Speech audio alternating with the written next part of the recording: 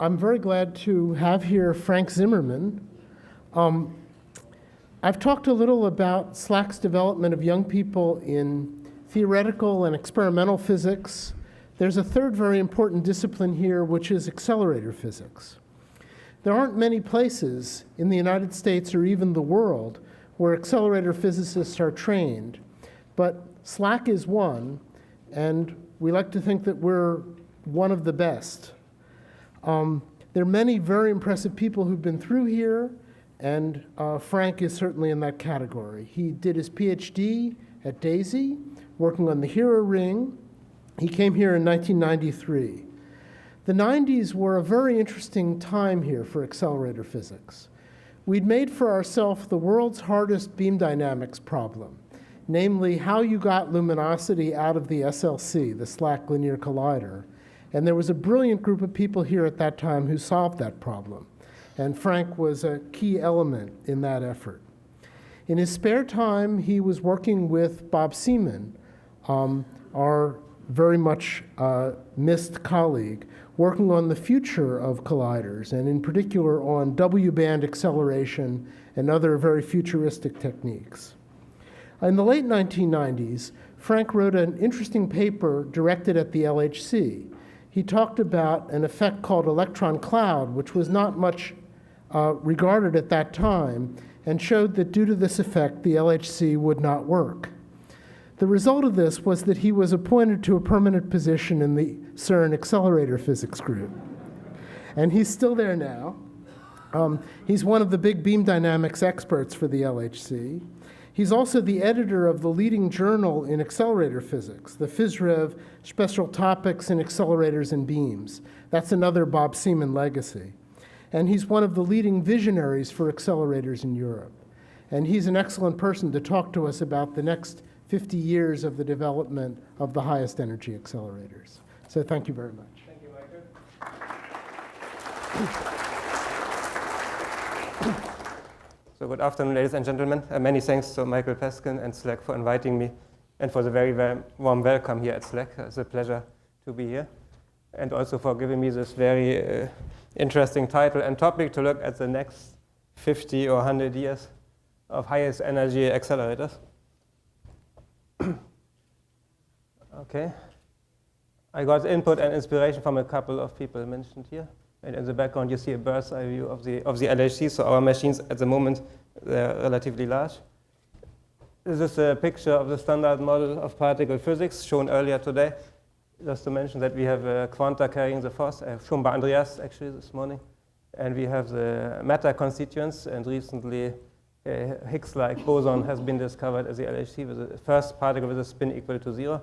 And the most important tool in setting up the standard model was the particle accelerator. So by far more than half of these particles, all the quarks, most of these force carriers, and also tau lepton, were found in particle accelerators. Without them, we would not have any knowledge of the fundamental laws of nature as we have now. So of course, SLAC played a major contribution in the last 50 years and several Nobel Prizes. In total, I have to compete with the next speaker, so I want to mention that there were 28 Nobel Prizes for particle physics in the history, and several were awarded to accelerator-based experiments performed at SLAC. So this is a recent collection from Vladimir Shiltsev. He just published a survey of future machines in the Russian journal. It's not yet published, but except for publication. So I took the freedom because he compiled these nice data, so you can see the center of mass energy in colliders over the last 50 years. And you see that roughly speaking, these are hadron colliders, proton colliders, these are electron-positron colliders. Roughly speaking, center of mass energy went up a factor of 10 every 10 years. The next slide shows the performance in terms of the so-called luminosity. Basically, luminosity is proportional to the event rate, just divided by the cross-section. You can see that also here, progress was astounding. Even more than a factor 10 progress every 10 years in luminosity. And the recent records of the order of 10 to the 34 luminosity set by PEP2, KKB, and also LHC. So nowadays we are at the 10 to the 34 level. So obviously we want to go to higher luminosities in the future. The first cyclotron was built close to here. Ernest Lawrence and Livingston, 1930, was only 11 centimeter diameter, 4.5 inches. And the final proton energy was 1.1 MeV. And people were extremely excited about this. This is from a telegram to Lawrence. So he added the word whoopee. So this was the first. This cyclotron fitted in the palm of a hand. And nowadays, our machines are much bigger, 9-kilometer diameter. It doesn't fit anywhere, 70 eV protons. So after 80 years, we have 10 to the 7 times more energy, but the machine is also 10 to the 5 times larger. So the real progress is this factor 100, which is a difference. So let me first talk about hadron colliders. These are discovery machines because the hadrons are made of composite objects, particles, and when you collide them, you create all kinds of things, and you can find new particles with a high energy. So for example, W and Z bosons, the top quark, and the Higgs boson were discovered in hadron colliders. So we hope, of course, the LHC will continue, and that maybe in the near future we might find supersymmetry, dark matter, extra dimensions, dark energy, or whatever. So next couple of years will tell us. The maximum energy of hadron colliders is unfortunately limited by a very simple equation. It's just electric charge velocity of light we cannot change. There's only magnetic field of our bending magnets and the radius of the machine.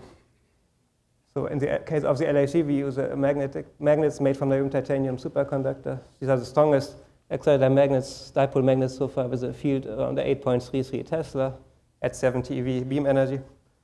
And the bending radius is about 3 kilometers, so the total machine, including straight sections, is about 27 kilometers. So we can, if you want to increase the energy of a hadron collider, we have to increase these two parameters. So we can either increase the magnetic field. So at the moment we have niobium titanium. So in the US, there is a strong program to develop another superconductor, niobium-3 tin, which should double this field to about 15 Tesla. And we know that high temperature superconductors, they could allow in principle even higher fields around 20 Tesla or more. So we might hope to gain a factor 2.5 in beam energy ultimately. And there is a development program at CERN using these materials to build a 20 Tesla magnet. And this is called the high energy LHC. So time scale, this should, I will show on the next slide maybe, but this should come around 2032, 2035 in the existing tunnel. We can also make a new machine with a larger circumference. Instead of 27 kilometers, we could look at an 80 kilometer machine combined, which if you also put stronger magnets, we could call it the very high energy LHC. So the larger circumference alone gives us a factor 3 in beam energy. And the scaling here is very good because the price only increases in proportion to the circumference. At the moment for the magnetic fields, we have a much more than linear scaling in the costs of these magnets. If you combine these two, we could go up an order of magnitude in energy. Factor 3 from here, 2.5 from there, we can go up to 100 TeV center of mass. This illustrates you just the progress limits of superconducting magnet conductors. This is a current density that has been achieved as a function of applied field. And so 3 points. That's interesting. This is the LHC, about 8 Tesla with this current density. Then we have an niobium-3 tin, which is used for the luminosity upgrade of the LHC only for a couple of magnets, which should get us to about 16, 17 Tesla. Here at the same current density. And then to go beyond, the only candidate at the moment is a high temperature superconductor bismuth 2212, which could go up to above 20 Tesla around 2030. In fact, bismuth 2012 is the only round wire superconductor which can exist in a field above 18 Tesla. So it's only one material known to date which can achieve this. Okay, there's a design of a 20 Tesla hybrid magnet for the HE-LHC. So to minimize cost, the high temperature superconductor is used only in the inner region around the beam pipe where the field is the highest. And then in the next outer layer, there is a niobium-3 tin with a low current density, then another type of niobium-3 tin. And then in the low field region outside, we use niobium titanium. So this hybrid magnet minimizes the costs while achieving the 20 Tesla field. There could be issues with the stored energy. Already LHC has problems with the amount of stored energy. We have about 10 gigajoule energy stored in the magnets. If you go up in field, this goes increases quadratically. So 20 Tesla magnet will have 100 gigajoule of energy stored in the magnetic field. So the machine protection clearly becomes even more important issue. Even stronger magnets look difficult. One material that is known to be stronger are crystals, in particular band crystals. They can channel hadrons, protons by a large angle over a short distance. And since 1978, crystals are used for extracting high energy protons or ions from storage rings. And at CERN, there's an active program since 20 years, which is still ongoing. Crystals could be used as a future collimator or for future particle physics experiments at the LHC. But could they also be used for a circular collider? This is maybe very far looking. At the moment, looks a bit doubtful because there's a so-called dechanneling process. So channeling efficiency in a single crystal is not 100%, maybe reaches 90% or 95%. So we will lose if we cannot improve this. This is due to interaction with the crystal nuclei and electrons. Maybe by cooling the crystals, we can improve the efficiency. Then there could be heating. And also, if we have several crystals, we might need to have an atomic scale positioning of one crystal with respect to the other. And there is the issue, does this bending not cause a synchrotron radiation? So anyway, these crystals in principle could get fields of 2,000 Tesla or even 20,000 Tesla.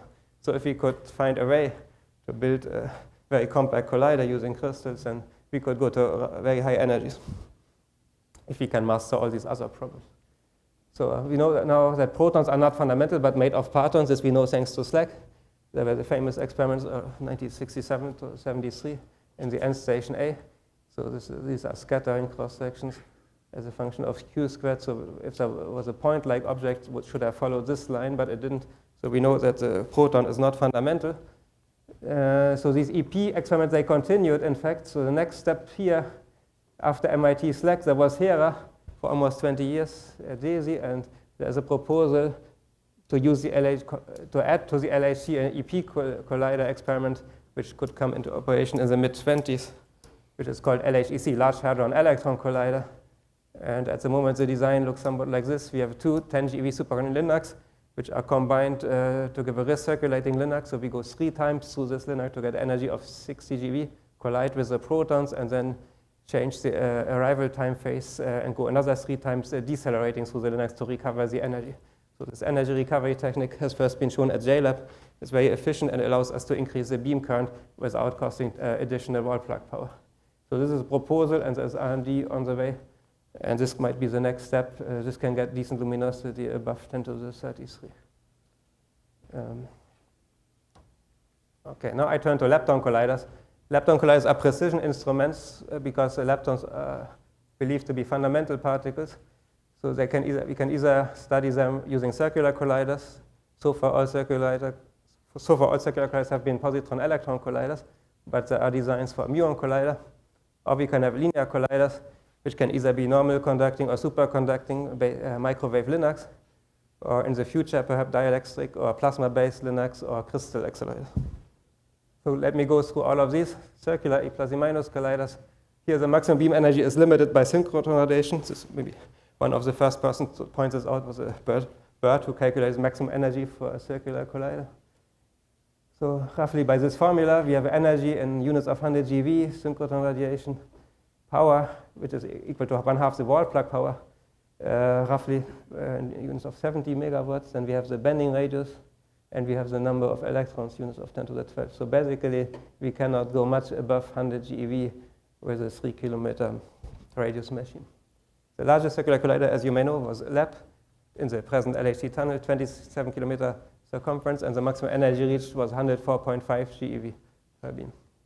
So if we think about larger machine, we could also think about 80-kilometer tunnel as before for the hadrons, and this would give another factor 2 in beam energy and would bring us to 200 GeV maximum energy in the beam per beam. So center of mass would be 400. So there's a possible master plan which is not at all endorsed by the CERN management, but I give my private opinion. So at the moment we have a PS booster. PS is a 0.6 kilometer. Then we have SPS 6.9 kilometer, and the LHC 26.7 kilometer. If we want to put the E plus E minus collider, of course we can put it here in the LHC tunnel, and we could produce the Higgs with a 240 GeV center of mass because it's only 15% higher energy than what LAP already had. But there is a big opposition from the LHC experiments and LHC projects. So if we want to do that, we have to wait until 2030. The LHC lifetime is about another 17 years or so before it is destroyed by its own radiation. So in 2030, this tunnel will be free, and we can put the E plus E minus collider if nobody else has built one before.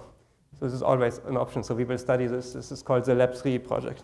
Of course, if LHC becomes boring earlier, we can stop earlier and run a few years with the E plus. We can run a few years with the E plus E minus already in the early 2020s. Anyway, if we don't want to offend the LHC experiments and people, we can think of a larger tunnel. I mentioned before, a larger tunnel is very good also for hadrons. Anyway, 80-kilometer tunnel can get us E plus E minus up to 400 GeV center of mass. And actually lifetime, we want a high luminosity. So luminosity lifetime is very short at this, if you have a high luminosity due to radiative Barber scattering. So we need inject two rings. We have a collider ring and we have an injector accelerator ring, which continually ramps up and makes a top-up injection in the collider ring. In this way, we can allow for beam lifetimes of the order of 20 minutes or so. So PEP2 and KKB have shown that top-up injection works for a collider. So we can use this experience and base this design on top-up injection. So to give you an example, at 350 GeV, which is about the TT bar threshold, such a machine could have luminosity of 710 to the 33, just like the present LHC in each of two IPs, but with the E plus E minus. We can have two IPs or four IPs. So if we go down in energy, actually luminosity increases dramatically. At 240 GeV, the Higgs energy, we could have 10 to the 35 luminosity in two IPs. If we go down further, 160 WW production, we could have 4 10 to the 35, and on the Z resonance, we could have 3 10 to the 36 luminosity with the same synchrotron radiation power. So remarkable. This is 6 orders of magnitude, maybe more than the SLC had here at Stanford. So I think there could be exciting physics in such a machine. So the master plan continues. Once we have this ring, we could, of course, later, 20, 30 years later, put a high energy proton machine in the same tunnel, and then we can go up to 100 TeV. On the way, we can also collide these electrons or positrons with the protons in the LHC. So we have the highest, by far highest energy EP collisions, and then later we can do the same. We can collide these protons with these electrons. So the tunnel must be larger than the present LHC tunnel so that we can keep this machine when we build the next one. Anyway, this is a secret master plan. So circular, then I come to circular muon colliders. There's one limit. First of all, muon colliders are interesting because they have no synchronous radiation, because it's suppressed by the force power of the mass ratio. So synchronization is more than 9 orders of magnitude lower than for E plus E minus colliders. But the maximum beam energy might be limited by neutrino radiation ultimately. There's this formula from Bruce King. So maximum energy in TeV is related to the radiation dose per year at a distance L. This is the distance, and this is the number of muons injected into the collider, units of 10 to the 13 per second. So there are many other issues, muon production, cooling, acceleration, but this is the limit on the energy. So I think energy, if you put in reasonable numbers, energy is limited to a few TeV if you want to respect the radiation regulations. Linear E plus E minus colliders. Here the maximum beam energy is limited by the accelerating gradient and the size. Roughly speaking, this is the maximum beam energy is 1/3 of the accelerating gradient in the cavity times the total length of the collider. Because we have two beams and we need some space for the final focus collimation, and also there's a filling factor in the linac. So this G is the accelerating gradient and L is the total length. And there are many other issues that I have no time to discuss, how to get a high luminosity, electrical power, positron production, small spot sizes, and the Beamstrahlung, which is synchronous radiation in collision, are all issues that need to be addressed to get a high luminosity. But for example, taking a total length of 30 kilometers and the maximum gradient from surface breakdown, typical numbers are, if you have a superconducting RF, the limiting gradient is around 30 megavolt per meter, which would give us a maximum beam energy of 300 GeV. And if you use a normal conducting RF, maximum gradient is around 100 megavolt per meter from breakdown, and the maximum beam energy is then 1 TeV. If we want a higher linear collider energy, we need a higher gradient. So I'll give you a few examples. There was one linear collider operation here at SLAC from 1990 to 1998. And it was the only linear collider so far, and I had the privilege to work on this machine. And it was a marvelous experience, so I learned about many aspects of accelerator physics and other topics, beam diagnostics, etc. So it was a wonderful experience to work on this machine, but it never achieved its design performance. So then there are two proposed future linear colliders. One is the ILC 31 kilometer dimension, and 500 GeV center of mass is proposed, International Linear Collider. And there is a click compact linear collider, normal conducting, 48 kilometer, and a 3 TeV center of mass. So if we want to go beyond this, we have dielectric and plasma accelerators. So dielectric materials, quartz, diamond, etc., have a higher breakdown limit than metals. And we would use dielectric structures driven in the terahertz optical or near IR regime. And gradients that can be achieved are in order of magnitude, 2 orders of magnitude higher than with conventional microwave structures. So 1 to 3 gigavolt per meter. To drive these, we could either use an electron beam or a laser. And there are different options for this laser. Then the next step could be plasma acceleration. There's a gradient that can be achieved, is given by this formula, goes proportional to the plasma frequency. So here we can reach 100 gigavolt per meter at a typical plasma density of 10 to the 18 inverse cubic centimeter. Also here, this plasma would be driven by laser, by electron beam, or perhaps by a proton beam. And some paper claims that there is unlimited acceleration possible in such a plasma machine. Very recent paper, actually. So then next would be crystal accelerators. Here we would accelerate in crystal channels, and incredible gradients could be possible because we have 4 orders of magnitude higher electron density in the crystal compared to a plasma. So 10 to the 22 per inverse cubic centimeter. So it would give us 10 teravolt per meter. And this would be driven by an X-ray laser. So I mentioned it for this reason, because you are the experts in X-ray lasers, so you can directly apply the knowledge to build this very high gradient accelerator. Maximum energy here is actually not unlimited, but is set by radiation emission due to the betatron oscillation between the crystal planes. And various people calculated this. First, I think Pies and Chen and Bob Noble in 1997. They came up with a limit of 300 GeV for positrons, which is not all that high, but for protons, the limit is 10 to the 6 TeV. I'm a bit surprised that there is this limit here and not for the plasmas, but maybe it's for the experts to study. If you use 10 teravolt per meter, the crystal is destroyed in the first accelerating pulse, so you need a new accelerator. So the proposal of these proponents is to lower the gradient to 0.1 teravolt per meter, which is similar to a plasma, and then have a reusable crystal accelerator. So this could be done with side injection of X-ray pulses using long fibers. This is a summary table from Vladimir Shiltsev for these different accelerating schemes. Dielectric plasma crystal, maybe the most important parameters here in the bottom, maximum accelerating gradient I mentioned. Center of mass energy for the dielectric accelerator over 10 kilometers is a few TeV. For plasma, maybe a few tenths of TeV. And for a crystal would be around 10,000 TeV. And the number of stages is very different depending on how you drive these structures, with a laser, with the electron bunch, or with a proton bunch. Oops, so this is a picture of wavelengths. So accelerator type, conventional accelerators operated at wavelengths around a centimeter or so in the gigahertz regime. Dielectric and plasma-based accelerators will operate here in this between a sub-millimeter wave down to the near visible range.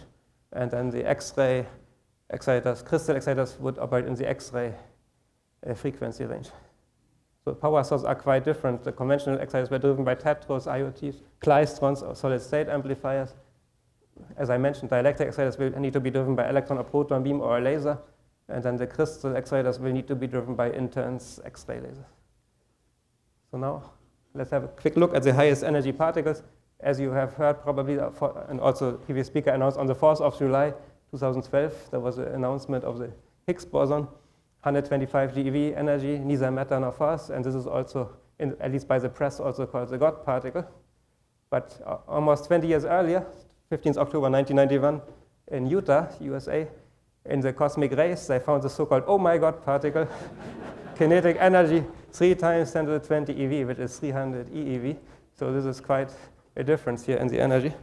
So as you saw also from this previous speaker, cosmic ray energy spectrum extends to rather high energies up to a few 10 to the 11 GeV. And there is this GZK limit due to interaction with the cosmic microwave background. If we put the LHC here, we are down here, around 10 to the 4 for the proton energy. But of course, center of mass energy is much higher because we collide 2 protons, and these objects here, these particles, they would hit some static counterpart. So the center of mass energy might be higher here. But anyway, if you look at the vertical scale, this is the flux in some units used by the cosmologists. If you look at the LHC interaction point, we are at 10 to the 45, so we are out of scale by 41 orders of magnitude. So we are not doing so poorly. We are 45 orders above, and here we are only missing 8 orders of magnitude to reach the limit. So we hope that to go forward, dielectric and plasmas can bring us an order of magnitude higher, and then crystals, the crystal accelerators would bring us to about 10 to the 8 GeV. So then we are rather close to the GZK limit. What else? So at SLAC, of course, many pioneering papers across the field were written for accelerator R&D over the years. So a very important paper on plasma wake field acceleration in 1984. Papers on crystal channel colliders by Pies and Chen, Bob Noble, 1984. Crystal channeling passed to ultra-high energy colliders, also in the 90s, and photonic crystal laser acceleration structures, etc. So you have all the expertise here since many decades, and there are some exceptional forward-looking facilities. There is LCLS and there is FARSET. So putting everything together, I think SLAC is well positioned for the next 50 years, because you have all the expertise needed to build the next generation of accelerators. So ultimate limit, unfortunately, there is an ultimate limit, which is the critical field, which is 10 to the 18 volt per meter for E plus E minus pair production. So you cannot hope, at the moment, you cannot hope, if you want to use electromagnetic acceleration, you cannot hope to go beyond 10 to the 18 volt per meter. So if you want to reach the Planck scale, we need a 10 to the 10 meter long accelerator, which is 1/10 of the distance Earth to Sun.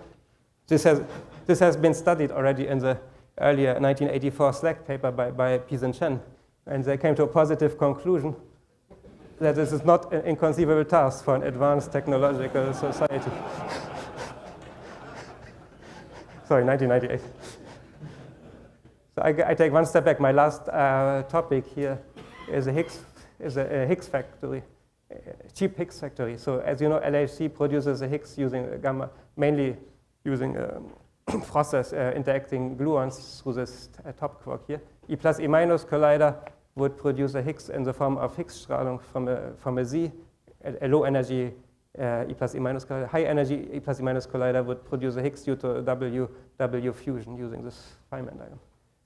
But we know from Atlas and CMS that the Higgs couples very strongly to the gammas. So the decay into gamma is about 2 times more frequent than expected. So we know Higgs seems to couple easily to the photons. So we can think about a new type of a collider. A gamma-gamma collider has been proposed a long time ago, but for the Higgs might be very attractive. So we combine the two photons and produce a Higgs. This has another advantage. If you go to higher energy, then we have no Beamstrahlung. So this type of collider would have a higher energy reach than an E plus E minus collider. So this is a sketch from a SLAC beamline 1996 of a gamma-gamma collider. We have a high energy electron beam. For the Higgs factor, we need an 80 GeV polarized electron beam, and we send a laser pulse or photon pulse with a few joule energy and a photon energy of a few, individual photon energy of a few eV against this 80 GeV electron beam, and make backscattering, and then the photons will get almost the original energy of the electrons. Say 65 GeV photons will be created due to the backscattering, and they will hit photons created on the other side by a similar backscattering from another 80 GeV electron beam. So this is quite elegant. So we need for Higgs of 125 GeV, we need 80 GeV electron energy and a photon energy wavelength of about 350 nanometers to have the right parameters for this gamma-gamma collider. This accelerator is very easy, as I will show you. The only difficult part is this photon pulse here. So for this, we can either use a laser, and I hope the laser technology progress will help. This shows you an example for fiber lasers, CW output power over 10 years, and there is a factor of 400 increase over 10 years, so 2,000 watts. We need, at the collision point, we need about a megawatt average power, so we are almost there. But actually, we can relax the laser requirements using optical cavities. So here's an example, I think, for the ILC designed by the DESE group in Zeuthen. This is a detector. They have an 8-mirror optical cavity, and using this, they can relax the laser power required by a factor 100 or so. So if we go down a factor 100, we need a 10 kilowatt laser. This seems quite feasible, commercially available. If we don't like the laser, we can also use the FEL, because we are at SLAC, it might be nice. And here's a sketch. Maybe it doesn't work, but I think it's a concept. We have the two 80 GeV electron beams, and they themselves, they go through 50-meter long Wiggler and produce with optical cavities here. And they themselves produce the gammas for the gamma-gamma collider. So then we need somewhere some bending to send so that these photons oscillating and bouncing back and forth in this optical cavity collide with the electron beam from the other side, for example here, and vice versa on the other side, and then the backscattered gammas, they are here collide at the gamma-gamma IP. So I think this type of setup has the advantage that automatically the photons are synchronized with the electron beam, and also there is automatically a spatial overlap, so it should be very easy to bring these beams into a collision. So I had a quick check yesterday, so message from JLab was intra-cavity powers at the megawatt levels are perfectly reasonable, which is good. They already reached 100 kilowatt in the Navy FEL at JLab, so we only need to go up a factor 10. So it seems rather promising. So then we have the Sapphire proposal, small gamma-gamma Higgs factory. I started with the LHEC design and I changed it.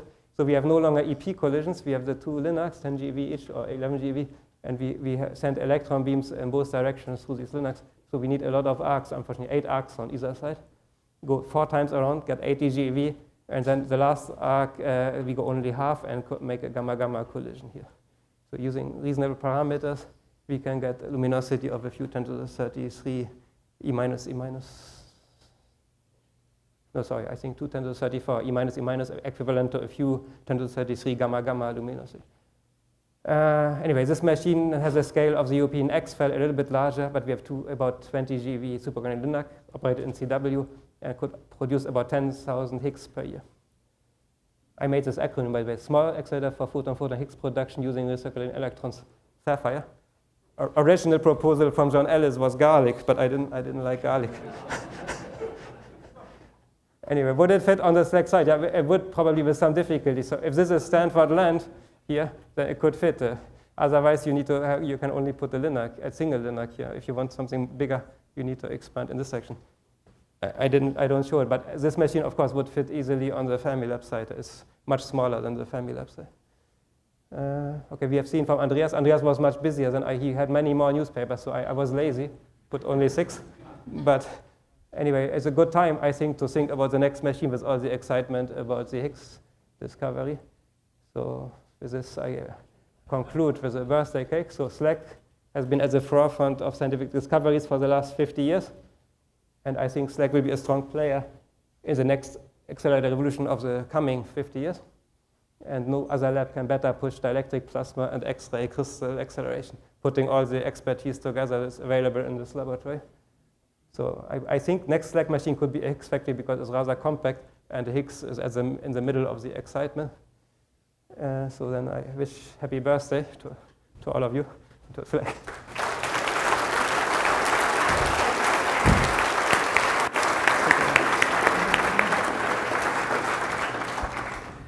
So there was nothing controversial in that talk, so I'm sure there'll be no questions.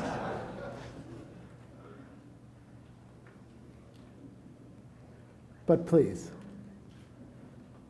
I've also some pictures I put in the back. I didn't know where to put. They are not so good quality, but you can see Paul, for example. Yeah, wait. This is from my time at SLAC. We built a bunch length monitor, this SLD vertex. Here's Paul Emmer and Mark Woodley, David Witten. Here's some more.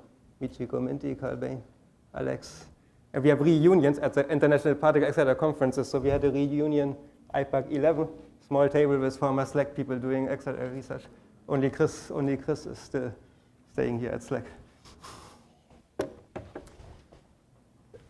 So once again, please.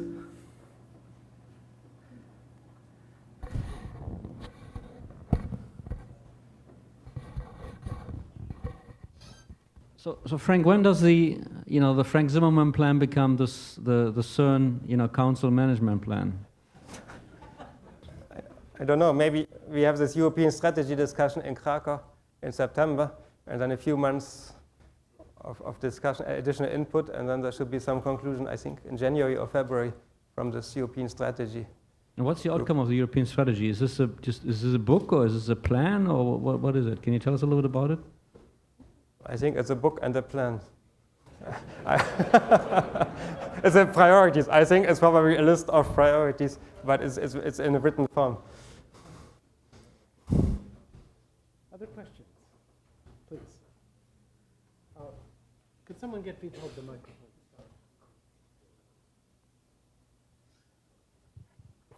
Frank, could you comment on the beam-Strahlung limitations of the various LEP3 schemes? I mean, there was some issue at some stage that some of those schemes may not be practical because of beam-Strahlung, and how does that drive the designs? Yes, yes, we readjusted. It was pointed out first by Yokoya and then by Telenoff that there could be a problem with beam-Strahlung. So we readjusted the parameters slightly. Now we obey all his constraints. So I think you just make the beams a little bit flatter and have a little bit less charge in the bunch. So the parameters for the 240 GeV and 350 GeV machine, they fulfill the Telenoff criterion. We need a large to avoid the too short a beam lifetime due to beam-Strahlung. We need a large momentum acceptance.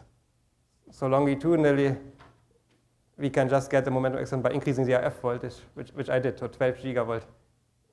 So that gives me more than 4% momentum acceptance. LEP had only 0.7%. Now we need to make sure that we have enough of momentum dynamic aperture. Since we have no lattice design, we don't know. We have very small low beta star insertion, but I was here the last 3 days, and we start some collaboration with Yunhai and the SLAC group. So maybe Yunhai will develop an interaction region with more than 4% momentum acceptance. Otherwise, if you have a smaller acceptance, we need to change other parameters. But we don't need a long-term dynamic aperture because longitudinal damping time is only 15 turns. So it's enough that the particle survives. A particle which suffers a huge beam energy loss due to beam-Strahlung must survive for a couple of turns before it is damped back to the center of the beam. So we just must make sure that it's stable for a few turns.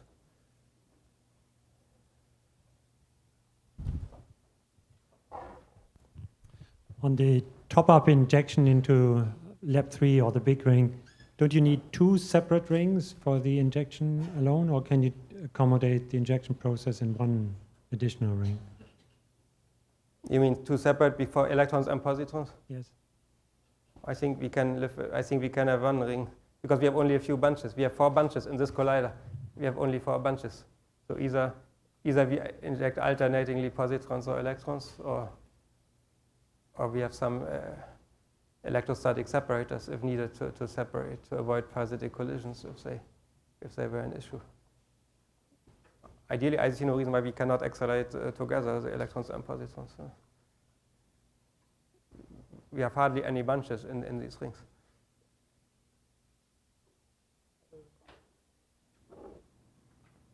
Okay. Thank you very much.